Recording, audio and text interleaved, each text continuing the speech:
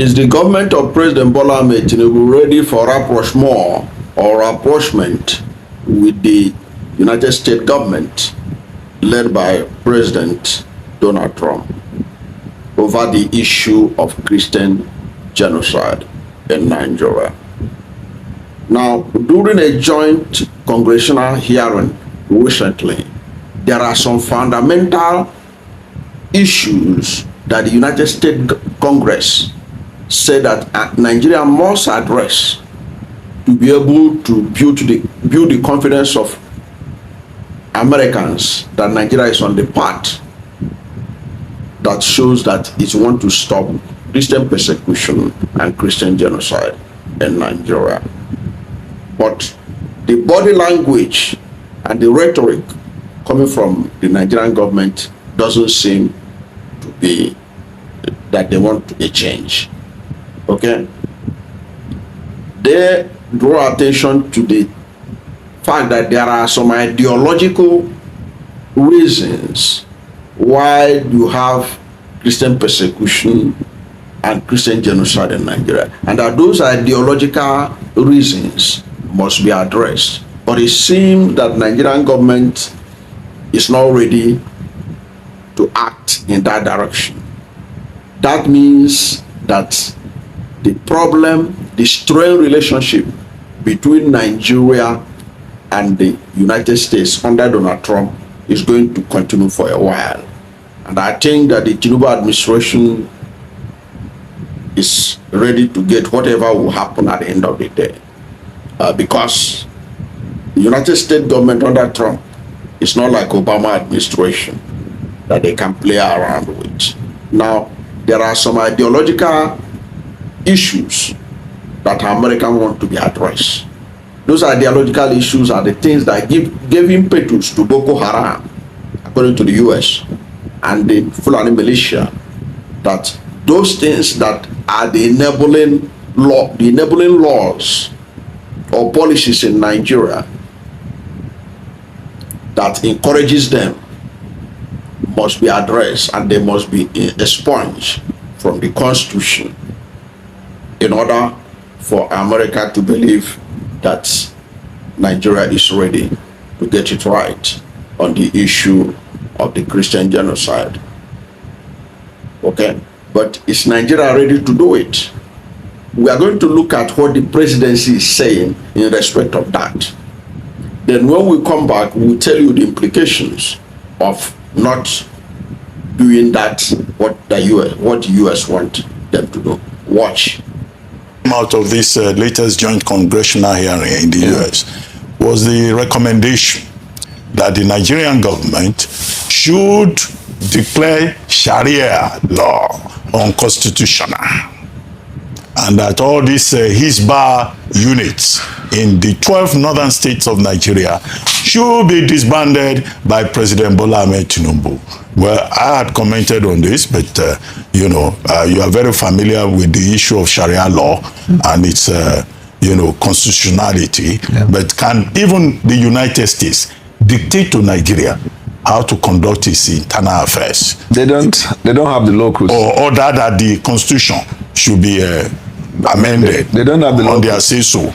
In doing that, it will amount to infringing on the territorial integrity and territorial right of a country. Even the threat of possible military invasion is still not consistent with the UN Convention, because there are only 3 conditions upon which another country will invade militarily.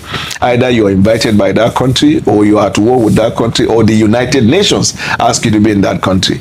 But all of the threats to come, it is still also a threat to sovereignty.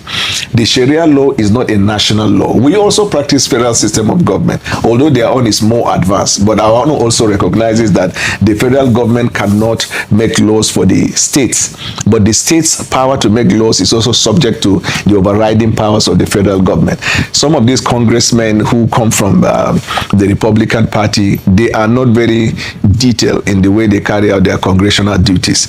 And when you are more powerful than the other, you can afford, even your misbehavior will be seen as a style. That's what is happening, but we differ with them them with this idea of asking us to amend the constitution. Nigeria is a sovereign state, has never been colonized by America anywhere. Okay. And we're not Venezuela. And we are not Venezuela. We have to go now. We have mosquitoes. But for the avoidance of doubt, that can infect. Now, that was Daniel Bwala, Special Advisor to the President on Policy Communication, saying that they are not ready to do the things that America said they must do to be able to stop Christian persecution and genocide in Nigeria. And one of those things was that Tinubu must ensure the abolishment or the abrogation of Sharia laws and blasphemy laws in Nigeria, because that is what is encouraging Boko Haram and Fulani militia, according to the Americans. And now this issue came to the fore by U.S. Congressman Chris Smith during the recent joint congressional hearing, where he described Nigeria as a ground zero for global anti-Christian persecution, along with other lawmakers. He came with Congressman Chris Smith came to this conclusion that Nigeria is a ground zero for global anti-Christian persecution, along with other lawmakers, as well as United States experts, that Nigeria is a ground zero. That's not a good place to be. So Chris Smith and other lawmakers during that joint congressional, they urge that U.S. government should put pressure on Nigeria. They are telling Donald Trump to put pressure on Nigeria to abolish Sharia and blasphemy laws in the 12 northern states where they are active. But you had the presidency speaking through Daniel Bwala that they are not going to do that. Now, during that joint congressional briefing that happened early this December, the lawmakers and the witnesses argued this position that must be done, and it has to do with the Sharia and blasphemy laws. According to Congressman Chris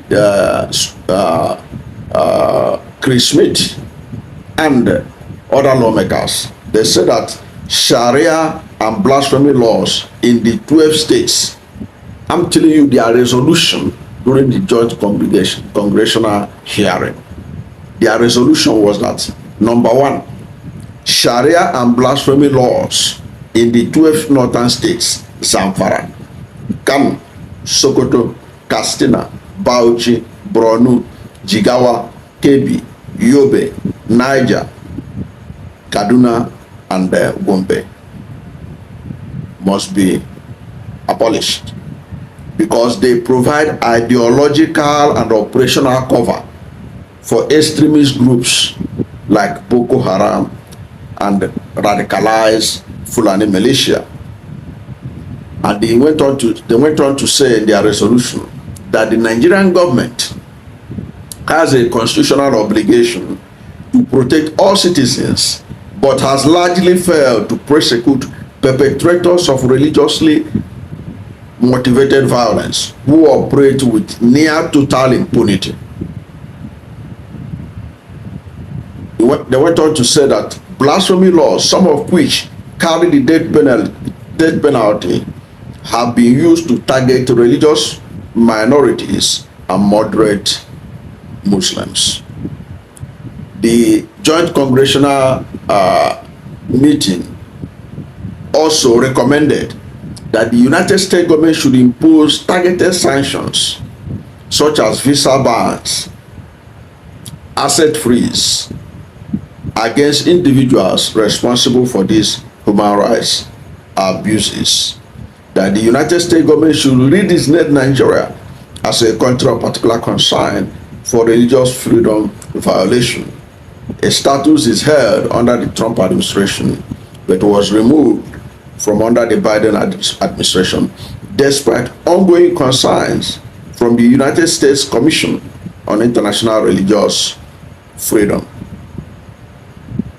And Congressman Smith has also reintroduced a resolution and called on President Donald Trump to take decisive actions to address the crisis, which he described as a moral imperative. And this narrative has been rejected by the Nigerian government, which you saw Daniel Bwala again reiterating the Nigerian position that they are not going to do what America wants. Now, when you don't want to do what America wants, when you don't want to do what Donald Trump wants, and Donald Trump believes that he is in the right, based on the information available to him, it means you are not ready to have cordial relationship with America. There are ramifications and implications for that. There are ramifications and implications for that ahead of 2027 election. There could be a political price that may be paid for that. Because America itself under Donald Trump is determined to ensure that the alleged Christian persecution and genocide is stopped in Nigeria. Now, there are some arguments that are being made, which was regurgitated by Abati and Daniel Bwala, but Abati is just an anchor. Daniel Bwala was speaking for the presidency. When they watch this thing from the American embassy, this video you watch, when they see it from the American embassy or anywhere in the world, American officials will watch it. They will know that Bwala is speaking the mind of Tinubu. That's why what is coming from the mouth of Bwala is coming from the presidency, until the presidency distances themselves from it. I have seen, you heard when he said that Nigeria is a sovereign country. Bwala said that Nigeria is a sovereign country, that you cannot tell us how to do our laws. But top legal minds, including Professor Joash Amopitan, who is the current INEC chairman, or the Independent National Electoral Commission chairman, in a position paper, a legal paper, which he wrote, he's yet to come out to deny he didn't write it. He made it clear that what is going on in Nigeria is Christian genocide. And he said that when it comes to the issue of genocide, a country loses the rights to throw around the word sovereignty, because sovereignty will be discarded because you have not shown the capacity that you are sovereign. You are a sovereign nation, but bandits and terrorists are running amok, committing acts of genocide and all that America is alleging.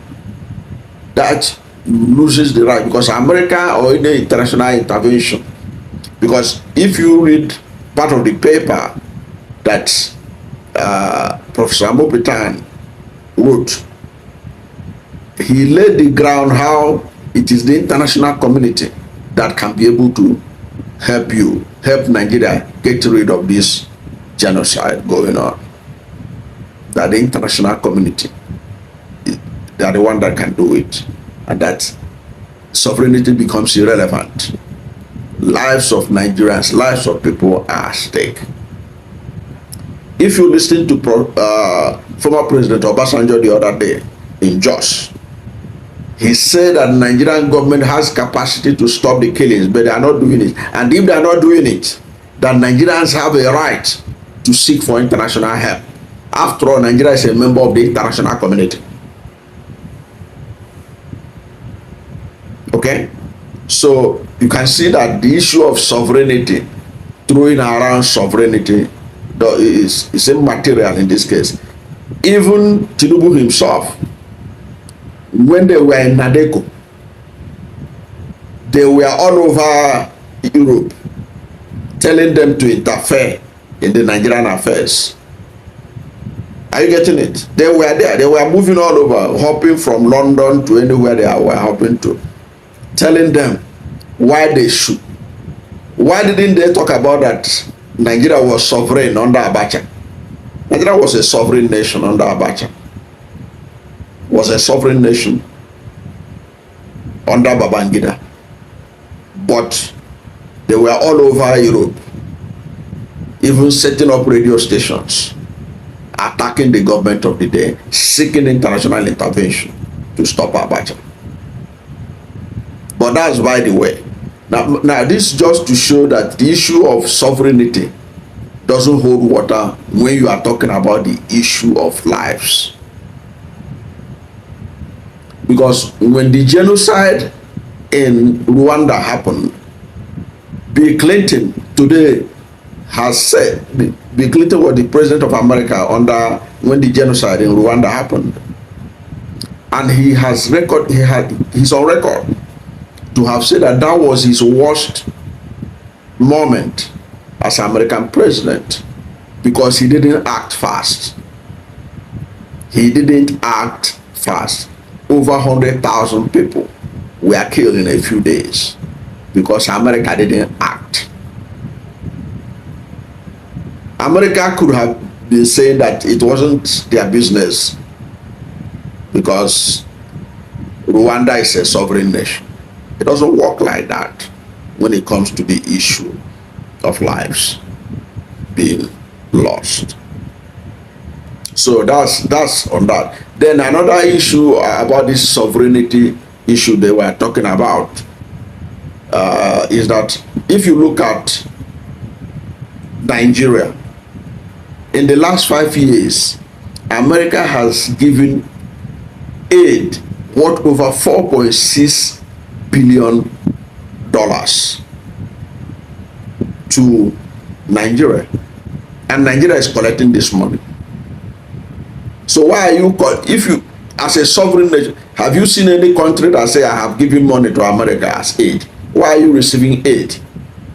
As our election is coming up in 2027, Nigerian INEC, Nigerian government will be asking America for assistance to train the INEC officials to assist INEC with all kinds of logistics, in all capacity. America is pumping money to INEC, pumping money to various sectors. There are many health issues in Nigeria today that are just suffering because Trump temporarily withheld some money. As a sovereign nation, if you don't want somebody to interfere in your affairs, then you stop collecting aids. When don't seek military aid, don't seek any aid from America. Pay your way through everything to show that you are sovereign, but not when you are collecting aids. Annually, America gives almost 900 million, not less than $900 million annually to Nigeria. Both from the military sector to the health sector to education sector to the issue of water and all whatnot. And you are collecting and you say you are sovereign. It's only when it comes to when they want to shake the powers that be, you remember you are sovereign. But you always cap in hand, collecting right, left, and center. So that's on this issue of sovereignty. And then to also draw the attention of the fact that when you are in a position where people are talking about life and death, sovereignty does not make any sense. Brandishing it It doesn't work, and it will not work with Trump. And you can see that Bwala was saying there that even America threatening that they will take military action, they need United Nations resolution and all that. I don't think that Trump will look at United Nations resolution before intervening. It's just like what they did in Iran, what Israel and America did in Iran to take out their nuclear facilities. You think that the United Nations is gonna, if you are waiting for United Nations, if America and Israel, they wait for United Nations, I can tell you for free, Iran will be brandishing their brand new nuclear bomb by now. It doesn't work like that way. The UN has become just a mere talking shop. The only resolution they pass there that works are the ones that affect vulnerable countries in Africa, particularly. I don't know what you think about the presidency's insistence that they are not going to do what Americans say, that they are not going to do anything about the 12 states that are operating Sharia and blasphemy laws because of sovereignty. But I can tell you for free, if that is their stand, it means that they are ready for a fight with Donald Trump, because Donald Trump administration is trying to get at the root of the alleged Christian genocide, and they have identified some of it, and they said that that had to be taken care of. If not, there will be a problem. They will have to come in and take out the terrorists themselves. And if Tinubu doesn't do it, he's not ready to do it, I think there could be political consequences. And that political consequences is that the 2027 election could lead to America being interested in its outcome. Okay? Just like Obama administration was interested in the outcome of the 2015 election, in which Obama administration worked in favor of Tinubu's APC. I don't know what you think about their position, that they are not going to do what America said, that they are not ready to change the laws, the Sharia and blasphemy laws, that it is left for the states to do it on their own, that Tinubu cannot force them to change Sharia and blasphemy laws. But America believes that Tinubu has the power. That's why they want him to do it, to talk to those 12 state governors so that they change those laws, to avoid, to stop giving the moral and the ideological backing to Boko Haram and Fulani militia, according to the Americans. But whatever is your position, let's hear from you at the comment section. Thank you for watching this video. And if you are new to my channel, you have not yet subscribed to my channel, please subscribe to my channel. Hit the subscription button, hit the notification bell. When you subscribe to my channel and hit the notification bell, anytime I have a new video, you'll be among the first to know. God bless you. And please don't forget to like this video, because when you like it, God will rank it high and recommend it for more people. Thank you, and God bless you and yours.